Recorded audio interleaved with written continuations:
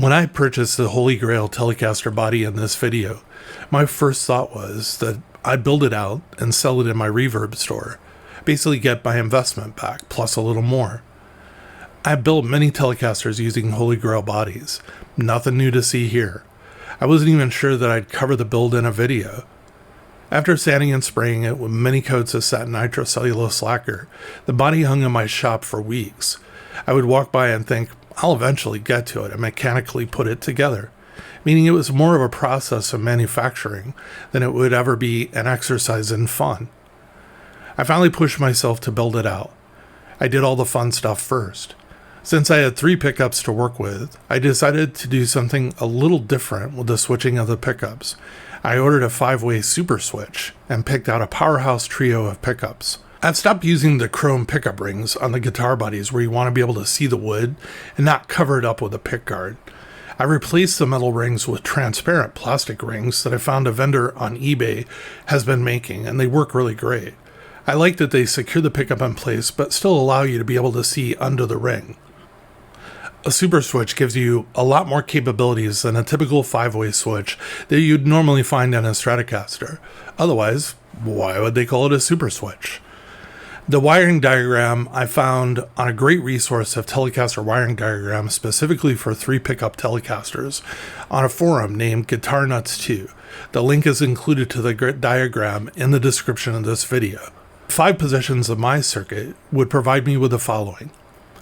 The first is just the bridge pickup alone. Number 2 position would be the middle and bridge with no tone control. Number 3 would be the neck and bridge in parallel. Number 4 would be the neck.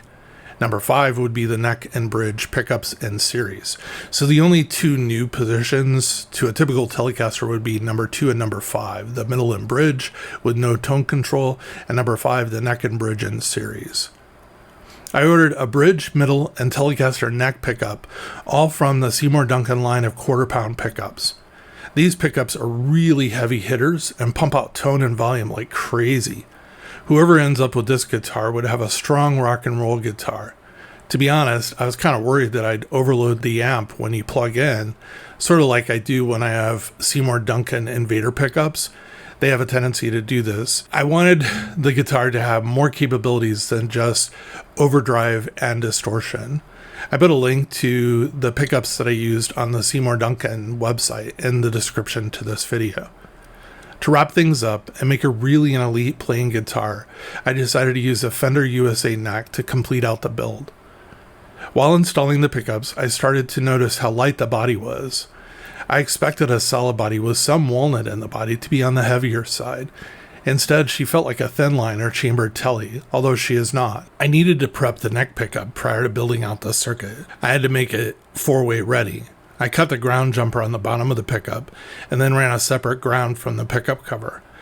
This would allow me to have the series position in position 5 with the 2 pickups, the bridge and the neck combined. I really like when you have both pickups in series. It's like having the 2 pickups on steroids in comparison to the normal anemic output of the 2 pickups in parallel. The circuit build was a little difficult for me, not from a technical perspective, but because of my large fingers.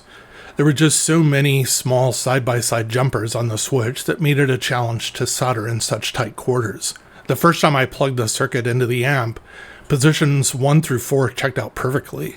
Position 5, though, which is supposed to be the bridge and neck pickups in series, just wouldn't work. Only the neck pickup was working. I could tell that the bridge pickup wasn't part of the circuit. I put copper shielding in the control cavity. I have had this cause shorts in the past. It is basically like wrapping your circuit with copper wire. I assumed it was possible the switch was somehow shorting against the copper, and as a result I overreacted and tore out all the copper shielding from the electronics cavity to see if this would fix the problem. It did not. What was stupid for me doing this was just pulling the control panel out of the guitar and setting it on top of the guitar and testing it again would have eliminated this as a cause. I was tired and not thinking clearly or logically. Normally, I'm really good about trimming the excess wire leads that extend out of my solder joints. I found I had missed one on the switch. When the switch was placed into position 5, I could see that the switch aperture was shorting out against a straight wire. As soon as I clipped off the end of the wire that was extending beyond the solder joint, position 5 worked like a champ. My wife says I should cover more of the mistakes I make in my videos and then tell you how and what I did to fix them. I'll try doing more of this in future videos. Back to troubleshooting in general, when you're building out wiring harnesses, you'll find that most of the causes of problems in your circuit build will be 1. Bad solder joints or loose wires, 2. A short, or 3. Something you just wired incorrectly. Examine your work and make sure none of these conditions exist, and probably 9 out of 10 times you'll fix whatever the issue is. It usually works for me. The key is to methodically look at your work and to keep your cool. If you have to walk away and come back later, you'll find the cause of the problem is probably sitting right in front of you. Operationally and quality-wise, this is probably one of the best guitars I've built in a long while. Everything about it is perfect. It looks great. Everything fits perfectly. The neck is flat. It is easy to intonate the guitar. She stays in tune. She's amazing to play and to hold while playing. The weight is just so manageable at 7 pounds flat. Then there's the sound. Each position of the super switch is like playing a different guitar. I did not think that I'd like this guitar. I didn't think I'd like this guitar as much as I found that I do. I had planned to just build her out and then sell her to someone and make them happy. Kind of like being a foster dad for a cat or a dog. You don't want to get too close because you know you're not their forever home. Maybe I am this guitar's forever home. I need to replace her nut. There's a chip on the end of the nut near the low E string. It really doesn't affect playability, but it bugs the hell out of me knowing that it's there. I was mad at myself for not having a nut in stock already, so I could have replaced it. But there I go.